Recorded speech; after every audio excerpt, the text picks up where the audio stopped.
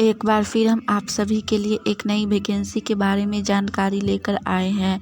यह vacancy Bihar data entry operator के लिए निकाली गई है। इस वैकेंसी से जुड़ी apply date, application fee, age limit, post details, इन सभी के बारे में हम आपको पूरी जानकारी देंगे।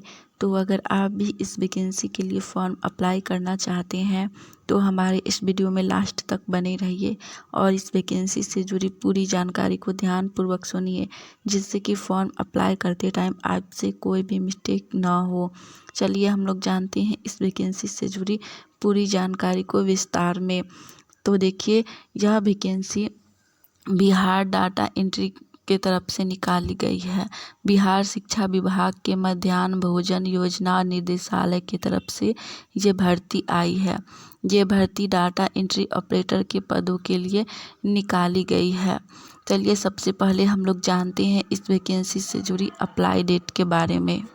इस वैकेंसी के लिए आप लोग आज से ही फॉर्म अप्लाई कर सकते हैं, क्योंकि इसका अप्लाई 17 अक्टूबर 2023 से ही स्टार्ट हो चुका है और इसका लास्ट अप्लाई डेट अभी जारी नहीं किया गया है।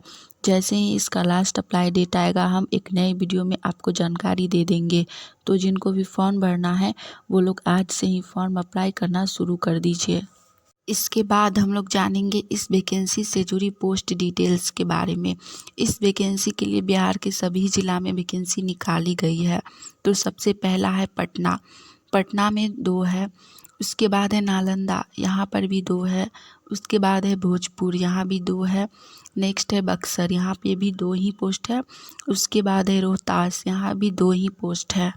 नेक्स्ट है कैमूर ज़िला, यहाँ भी 2 ही है। उसके बाद है सारण, यहाँ पर भी 2 ही है। उसके बाद है सिवान, गोपालगंज, मुजफ्फरपुर, पूर्वी चंपारण, पश्चिम चंपारण, इन सभी जगह पर 2-2 पोस्ट है। उसके बाद है सीतामढ़ी, यहाँ भी 2 पोस्ट है। उसके बाद है सीहोर, यहाँ 1 ही पोस्ट है। उसके बाद है वैशाली और दरभंगा, यहाँ पर भी 2 ही पोस्ट है। दोनों जगह 2-2 पोस्ट है। वैशाली में भी 2 है और दरभंगा में भी 2 है। उसके बाद है मधुबनी और समस्तीपुर, यहाँ पर भी 2-2 पोस्ट है। उसके बाद है सहरसा, यहाँ 1 है। मधेपुरा में 2 है। सुपौल में भी 2 है। नेक्स्ट डिस्ट्रिक्ट है सहरसा, सहरसा में सिर्फ 1 पोस्ट है। उसके बाद है मधेपुरा, यहाँ 2 पोस्ट है। सुपौल, यहाँ भी 2 पोस्ट है। उसके बाद है पूर्णिया डिस्ट्रिक्ट, पूर्णिया में 2 पोस्ट है। कटिहार में भी 2 ही पोस्ट है। उसके किशनगंज, अररिया, यहाँ भी 1-1 पोस्ट है। नेक्स्ट है भागलपुर डिस्ट्रिक्ट, भागलपुर में 2 पोस्ट है। उसके बाद है बंका, यहाँ भी 2 ही पोस्ट है। उसके बाद है मुंगेर, मुंगेर में 1 पोस्ट है।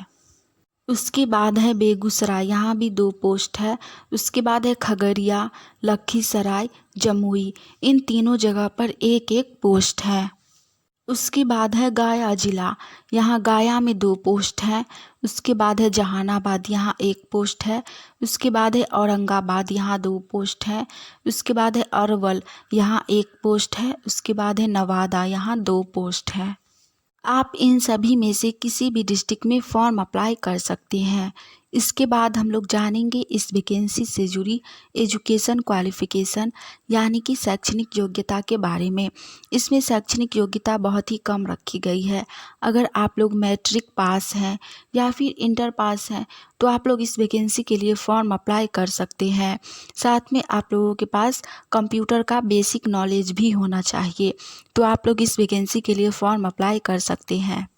इसके बाद हम लोग जानेंगे इस वैकेंसी से जुड़ी पे स्केल्स, यानी कि पर मंथ सैलरी के बारे में। इस वैकेंसी में आपको पर मंथ 16,000 रुपया सैलरी दी जाएगी। तो आप लोग इस वैकेंसी के लिए फॉर्म अप्लाई ज़रूर कीजिए। इसमें शैक्षणिक योग्यता भी बहुत कम है, साथ ही सैलरी भी बहुत अच्छी दी जा रही है। अब हम जानेंगे कि इस वैकेंसी के लिए फॉर्म अप्लाई कैसे करना है। तो इसके लिए फॉर्म ऑफलाइन के माध्यम से भरा जाएगा। आप लोग इसके ऑफिशियल वेबसाइट पर जाकर इस वैकेंसी से जुड़ी पूरी जानकारी को देख सकते हैं। हमने इस वैकेंसी से जुड़ी सारी जानकारी दे दी है। अगर आपको यह जानकारी अच्छी लगी हो तो वीडियो को लाइक कीजिएगा।